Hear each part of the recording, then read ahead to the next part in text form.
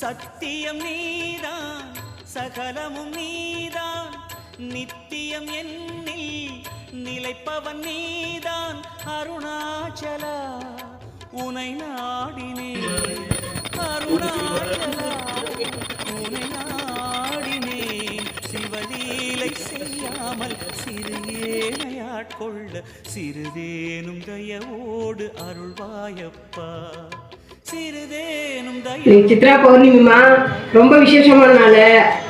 அம்மா வந்து சக்கரை பொங்கல் வச்சு பூஜை பண்ணி முடிச்சிட்டேன். அது எனக்கு ரொம்ப விசேஷமான நாள். இன்னைக்கு தான் நான் பிறந்தேன். அதனால எங்கள் அம்மா சித்ரா பௌர்ணமியில் பிறந்ததுனால சித்ரான்னு பேர் வச்சாங்க.